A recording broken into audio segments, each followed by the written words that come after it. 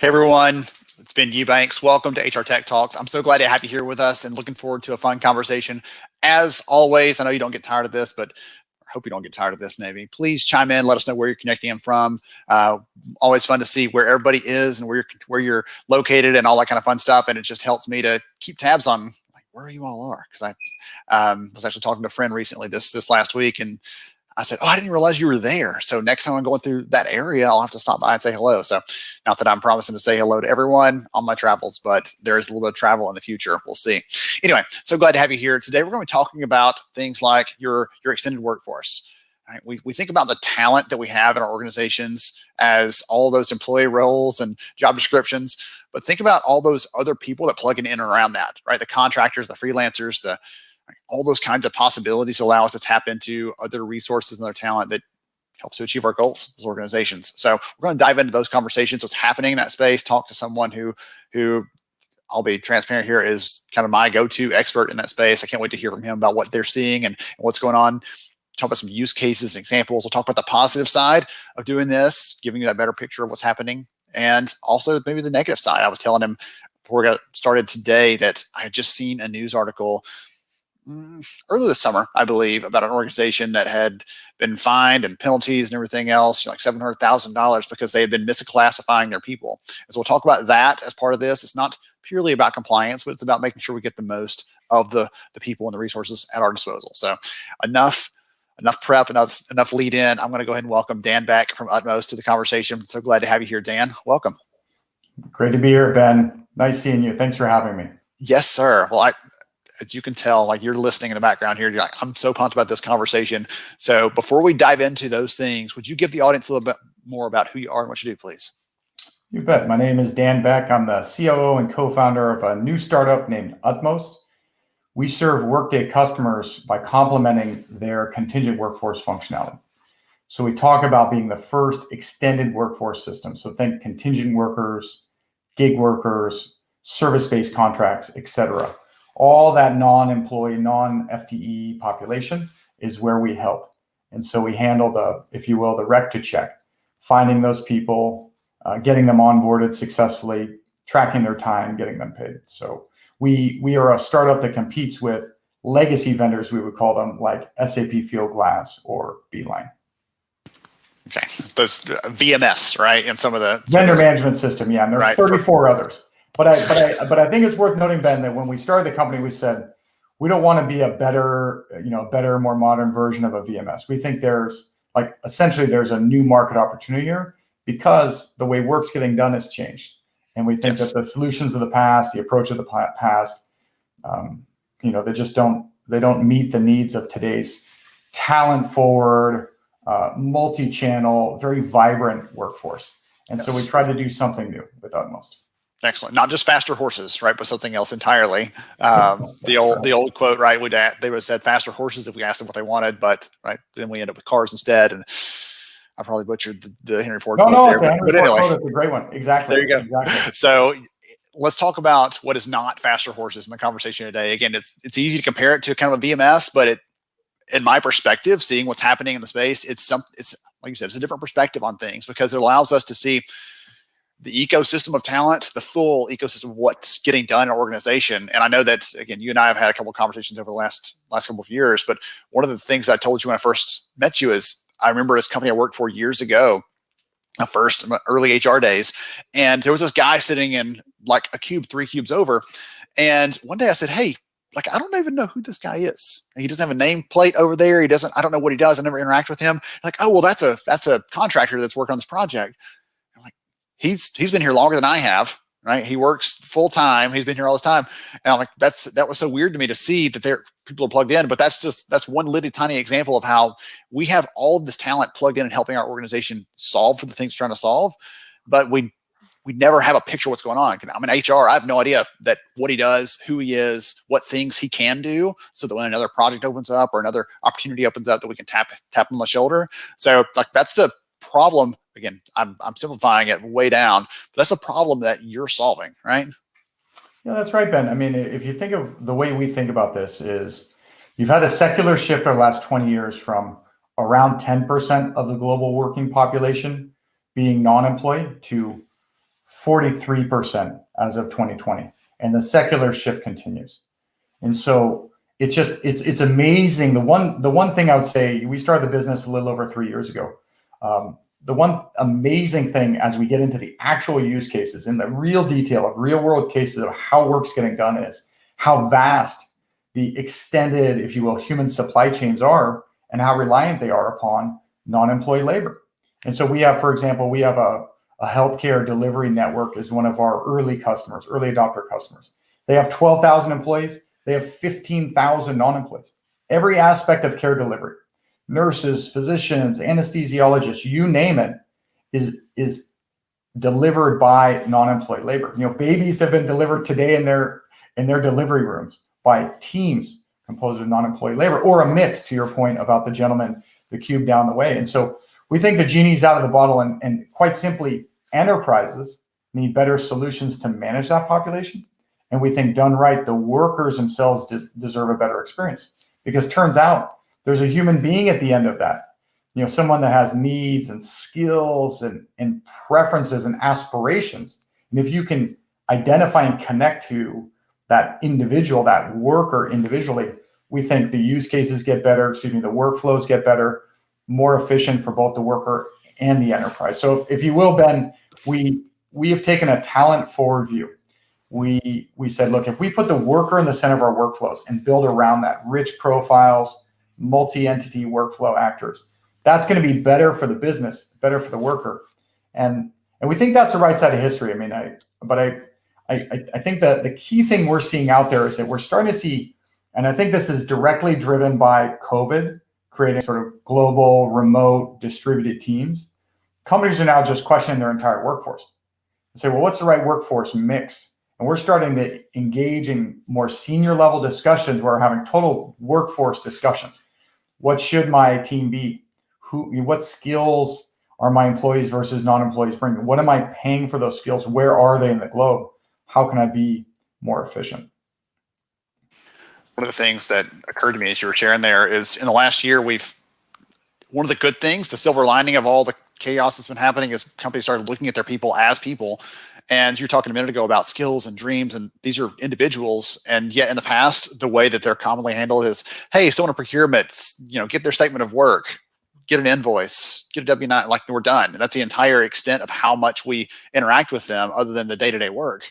And I feel like there's such an opportunity for us to really wrap them into this. And I know you and I have discussed in the past about like how to do that without, because there are laws about how we can treat them, and we can't treat them just like an employee and all those kind of things. And so that was one of the things that you and the team actually recently announced was this method, this mechanism to help leaders as they're trying to decide, I need to bring in some talent. So they're not just blindly saying, I think they should be an employee, or I think they should be a contractor, or whatever else, but there's actually some bit of a framework there to help guide them. Will you talk about that a little bit?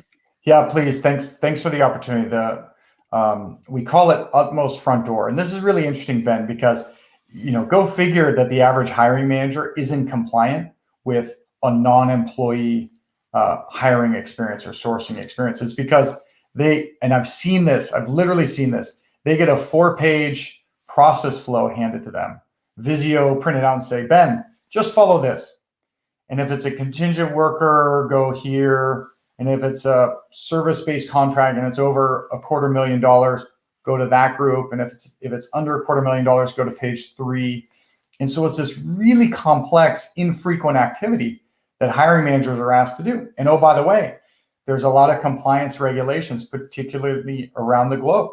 And so even just today, I saw a headline just this morning, Prop 22, the gig worker law that got voted in 2020, judges declared unenforceable against the state constitution here in California. So it's a constantly changing tapestry. So Utmost Front Door is our answer to that. At the very highest level, we move right to the hiring manager. In Workday, we only sell to Workday customers, as you know. We serve only Workday customers. Workday is an investor in our business. And we provide a single place for that hiring manager to go and say, I have a work request. Can you help me? And instead of a 4-page Visio flow, we guide them down a path of meeting their needs. And if the needs are contingent, we go a certain way. If SOW, go a certain way. If the needs are other, direct sourcing, private talent pool, we go a different way. talent marketplace out there. There's 300 and growing talent marketplaces. I mean, there's a wealth of places for talent to come into your organization. Utmost Front Door helps manage that. And what the cool thing is about it helps manage the hiring manager with a great experience for the hiring manager that meets the compliance needs of the organization. And so we've got our first early adopter, one of the first two key customers driving this forward for us.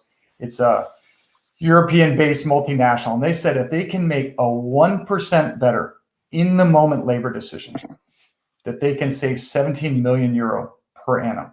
Just 1% better in the moment labor decision making. And so if you think of all the hiring managers out there struggling to follow the right process, 1% savings is easy to imagine, and it'll be done in a compliant way. So, we don't focus. I mean, we obviously have a tool that helps you stay compliant, track compliance with all the vagaries of these changing regulations. But we think there's something more sublime here, Ben, which is it's a way to structure and to build a better workforce. It's a way that you can have an HR transformation, a digital transformation, inclusive of your entire workforce. And that's, categorically, we believe the companies that compete and win in the future are going to figure that out. Well, I was having a little fun where you were sharing that a minute ago. I drew out my own workflow, right? This is what those end up looking like. It's just a bunch of, it's like 50 different things. It's looking like a football play diagram, like just do this thing. And then unless that happens, to do those other 4 things. And we talked about that a minute ago. And we can't expect managers to understand things to the degree that we do on the HR side, and understanding the laws, understanding what tips someone over the edge to be a contractor or not. Because even I, as someone who's worked in the space, I still would, defer back to someone else occasionally, like, hey, double check me here. And so that gets that's right. And keep in mind, even with that 4-page flow, your own personal flow, I like the live X's and O's, Ben. It is usually in different systems. Yes. So it's like, okay, page 2, that's in your procurement system. Page 3, okay, that's back in some homegrown system. Page 4 is in a VMS. And so asking a hiring manager to understand these different systems is overwhelming. And go figure, they're frequently not adhering to, what is very logical, preferred suppliers, corporate guidelines. And so Utmost Front Door, by having a single place driven straight out of Workday, is the answer to that. And then it can be flexible to meet, the company's needs. I mean, there's a massive number of vagaries, if you will, of the rec to check needs across different channels, be it contingent, direct sourcing, talent marketplace, et cetera, and we can handle that. So one of the things you've kind of alluded to a couple of times, you talked about solving the problems of the business. You talked about elevating this conversation and making it about a transformation. This is not just we're fixing the process that's broken, but it's so much more than that. This elevates that conversation. The example of the ROI you mentioned, like all these things are kind of playing in my head. And I'm thinking this allows us to see what's happening at a higher level, instead of it being siloed off over here, this person having a little piece of the picture over there. We're able to see this from a company perspective, not just an individual HR or a procurement perspective. Talk about that. Is this elevating the conversation? Oh, that's right. That's right. I mean, we are really pleased to see that we're having more senior exec level discussions that are saying, wait a second, this isn't just about tracking a more efficient workflow. This isn't just about having confidence that we have the right rate card, or that we're managing our suppliers correctly. This is about a workforce mix discussion. This is about what my workforce should look like in the future. And very commonly, and this is part of the difference, I mentioned 2 key differentiators. I'll mention the third of 3 that we really hang our hat on. The first differentiator I mentioned is worker centricity. I mean, we put the worker in the center of what we do. The second is we're squarely focused on Workday customers, Workday native experience. We only serve Workday customers. And that sets up the third, which is we do take a total talent view. We're the only vendor in this space that's going to show your entire workforce, employees and non, all in one place, so you can start to have that more strategic discussion. How are you going to have a strategic discussion about your total workforce if over here there's a silo of contingent workers, and over there's a silo of statement of work-based workers, and over here there's another silo of freelancers or direct relationships? Can't do it. You just can't. And so that's one thing we categorically do differently, what we think enables a more sophisticated discussion. Say, wait a second, if that's my total workforce, what are they doing for me? What am I paying for those skills? And I do think skills is an interesting discussion that's coming up more and more. Workday's got the Workday Skills Cloud. There are different skills ontologies out there, but I actually think skills is the glue that makes it more of a C-level discussion. So that chief people officer out there, that even the CFO, I've had a number of CFO discussions of late where they say, what am I paying for the skills that are coming into my organization independent of employment classification? And that's the kind of discussion we can help with. I mean, actually later today, I'm on with one of the 4 global SIs having just that discussion. Companies are increasingly saying, how do I do an HR digital transformation inclusive of all workers doing work for my organization? How do we even think about that? And so, yeah, that total talent lens is something we uniquely bring to this discussion, which we think is required, that core visibility required for a more strategic discussion. I'm picturing in my head, being able to see your organization wherever it might be, if it's US based, if it's global, it doesn't matter, but being able to see where your organization is, where your talent exists, and being able to filter and say quickly, okay, these people are internal. These people are external resources or extended resources is the term you use, but they're outside the firewall of the business. They exist out there and they're supporting us, but they're not employees. And being able to see that by skill would be incredible. Being able to understand that granularity and what's happening and say, wait a minute, actually we're outsourcing 100% of this thing, and we say it's a critical part of our business. Should we be bringing some of that in? Should we be hiring for this? Is it okay to have it out there? Should we have plans for what happens if that dries up? And just again, elevating that conversation so it's not just, well, things are getting done, and when something goes wrong, then we'll try to address it. But really thinking and planning and looking forward, that's pretty exciting for me to think about that. That's sort of visibility. It's a frothy time in this industry. I mean, there's a lot going on. Like, people are asking better, more sophisticated questions. There's been recent M&A activity. We happy to report, with our friends at SIA, participate in a Shark Tank presentation, virtually, of course, that we had a chance to win. And I think what we're seeing is an appetite for innovation in this space. But what's really interesting about it is, as we get into the specific needs by client, we're just amazed. I mean, we are seeing, like, in your mind, you're thinking, well, what a great way one of the primary reasons ownership is shifting from procurement to HR is a preponderance to hire contingent workers to be full-time employees. So it makes sense. It's kind of your try before you buy. Get to know each other. You work those for 6 months. Now we convert you. And we do that very elegantly, including their work history, et cetera. That's a great reason, right, for HR to own a contingent workforce program. But what we're also seeing a lot of high-flying startups, think some consumer tech startups that are expanding very rapidly, is they do the expansion with contingent workers. They do the expansion with consultants. They do the expansion with the extended workforce and land in the next city, the next geo, the new business line, and test it out. And if it's successful, okay, then they fill in with employees. It's almost like that advanced squad shows up, and it's the extended workforce with a limited number of employees. And that's pretty exciting, because we're just seeing new ways you would approach the problem. 50 years ago, you would have to hire only employees.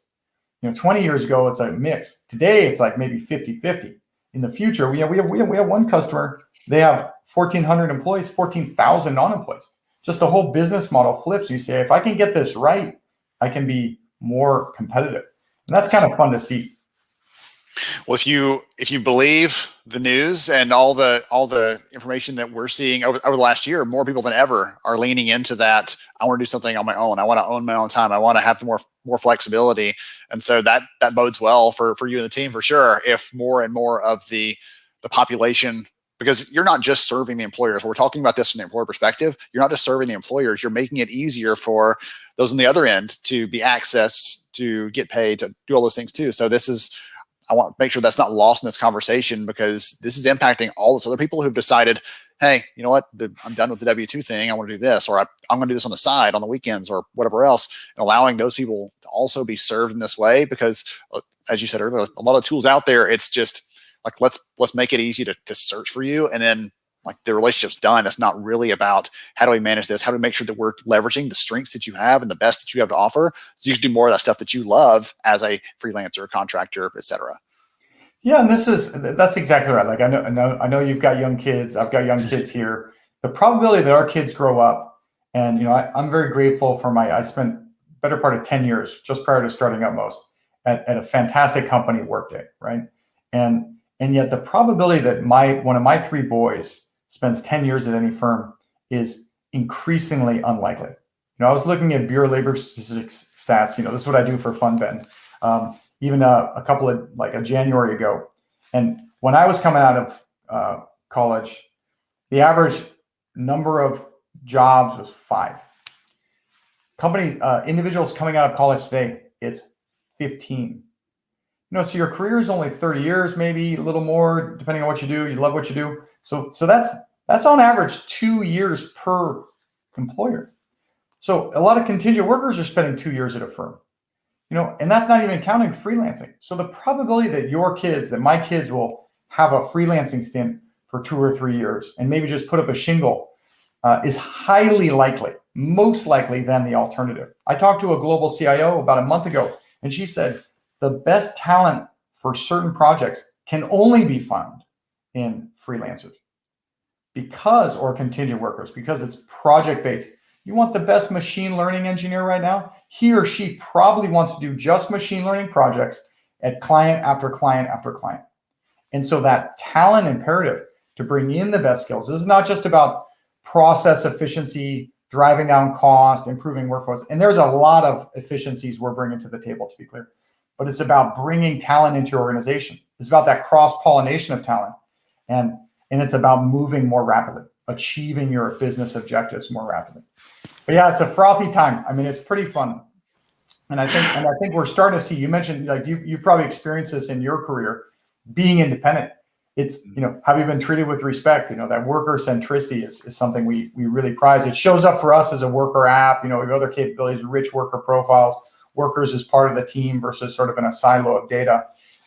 But yeah, we think that is absolutely here to stay. And if anything, if you're a company, if you're a talent leader today, and if you don't have a gig worker strategy, if you don't have a handle on your total workforce, we think you're going to be increasingly at a competitive disadvantage.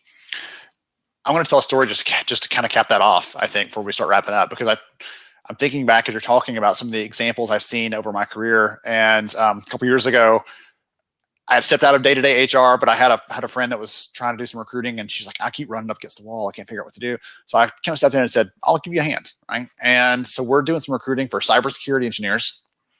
And she's like, okay, listen to this. And she calls one of them. And he's like, okay, I'll work on a contract. Here's the requirements. Here's how many hours is the limit that I'll work. And he goes to this list of things. And she's like, it feels like a ransom demand, like they hold all the power here. But I said, like, that's an example. At the end of this, they decided they were only going to look for full-time W-2 employees. They were not going to go the contract route because they company leadership decided that. But that closed off an entire segment of potential talent, potentially the best ones, right? The ones that have the most flexibility and the most capability. They're the ones who are going to demand the most of those things. And so they made that decision, like, we're not going to go in that direction, and immediately shut the door on every possible cybersecurity engineer out there that says, I want to be contractor, I want to be remote, or I want to be. But it's a telling story, Ben. It's a telling story because, the path of bringing an employee into an organization. I mean, I spent 10 years at Workday, right? Like, you have HR business partners. It is a well-worn path. Like, it, you have a culture, you care about it. You, as a hiring manager, you have a lot of support for that path, right? I think partly due to compliance concerns, partly due to it's just not as the best practices in the space aren't as well known. It's more confusing. But, we're of a mindset that with 100 million professional freelancers, 300 plus growing talent marketplaces, massive pools. I mean, this is the one that's happening all the time. Every client we're engaged with, massive pools of private talent. They already know the worker. They don't need someone to bring them in. They just need to mobilize them quickly. Like, that ability to, intellectually engage multiple pools of talent is what we think companies are going to get better and better at. And those that get better at it, they're going to be pulling in resources to launch new products, to enter new cities, to tackle tough projects. But it's hard. Like you need to do it in a way that keeps you compliant, and you need to have a concept of what's that workflow, what's that default life cycle for that non-employee that's going to keep me safe and help them get up and running efficiently. So I'm not surprised by the story, but I think that's going to be, increasingly seen as the laggard, right? And it takes 1 or 2 wins. And don't get me wrong, this is not super easy, but 1 or 2 wins, and can say, wow, that was a fantastic pool of talent. I want to do more of that. I want to shift my mix to at least have 5-10% of my total workforce looking more like that and it's certainly increasingly faster. Some is just raw efficiencies of speed. Oh, goodness. So for everybody out there, I hope you've enjoyed us kind of nerding out over this space, because we always talk about talent, and the reason I love talking to Dan is because it's easy to forget that there's this entire world, this universe of talent that we never, or we don't often enough consider and think about and weave into what we're doing. We're making our plans and so on. So Dan, if someone's curious about Utmost or the work that you and the team are doing, what's the best way for them to connect? Thanks for the opportunity, Ben. It's Utmost with T, utmost.co, or just Dan@utmost.co if you want to shoot me an email directly. So Awesome. we have a website, we got lots of info. We'd love to tell you a little bit more about it, how we can help you. Wonderful. Thank you again for hanging out with me. I appreciate it. This has been a ton of fun, and I learned something every time we sit down together. So it's always a treat. Always a pleasure, Ben. Thank you so much. Awesome. Thank you. Yes, sir. To everybody else out there, I hope you enjoyed the conversation. As you're thinking about your workforce, you're thinking about the talent that you can tap into. Don't forget that there's so many people out there in this extended workforce. I love that term that Dan and the team over there coined it, I believe. But I love that term because it's a great way for us to remember that things that are happening outside of our walls, we can bring those people in. We can tap into them. We can use them as resources. And especially today, so much of our research shows that companies are looking to hire remotely. And if you're doing that, sometimes that's the first barrier to overcome. Like we want to access this talent that's somewhere else. Well, guess what? Sometimes that talent doesn't have to be a full-time employee if you don't always need that, especially as tight as things are right now for a lot of companies. I talked to a leader last week that said we're breaking our jobs down into these more finite pieces so we can figure out what can be automated, what can be outsourced, what can be handled by an admin and delegated, and which are the critical things that we need to make sure we actually have those specific skills on hand to take care of. So thank you all for hanging out with us. We'll catch you again very soon on another episode of HR Tech Talks. And I always enjoy getting to catch up with all of you, and I hope you have a wonderful rest of your week.